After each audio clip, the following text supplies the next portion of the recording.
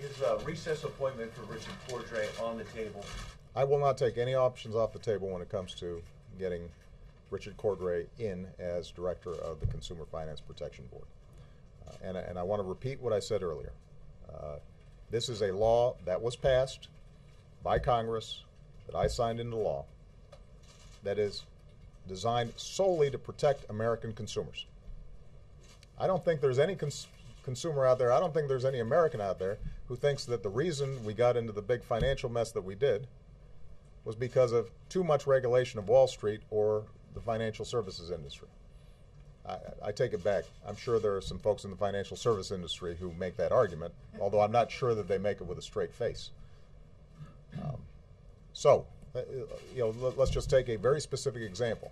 All the families out there who have now lost their home after having paid their mortgage over and over again because they were told that they could afford this home.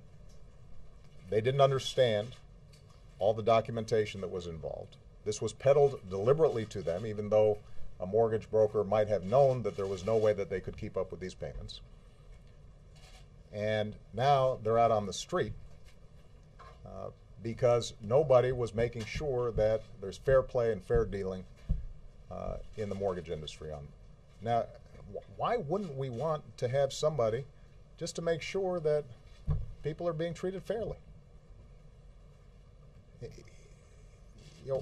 Especially when not only is that family affected, but our whole economy is affected. This is part of what I was talking about a couple of days ago. We have a Congress right now, Republicans in Congress right now, who seem to have entirely forgotten how we got into this mess. And part of the reason was because we did not empower our regulators to make sure that they were ensuring fair play.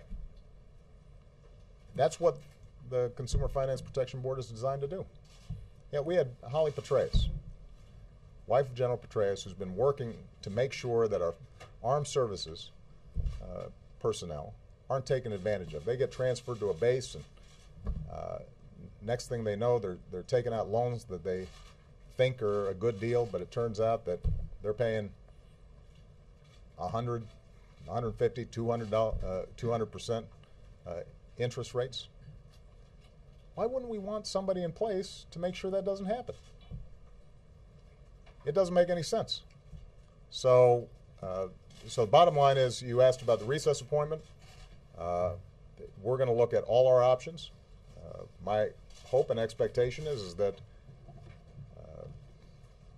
the Republicans who block this nomination come to their senses. And I know that some of them have made an argument, well, we just want to sort of make some modifications in the law.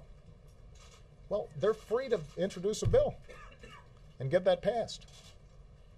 But part of what's happened over on Capitol Hill, not just on this issue, but on every issue, is they will hold up nominations. Well-qualified judges aren't getting a vote. I've got assistant secretaries to the Treasury who get held up for no reason, just because they're trying to see if they can use that to reverse some sort of law that's already been passed. And that's part of what gets the American people so frustrated, because they don't feel like this thing is on the level.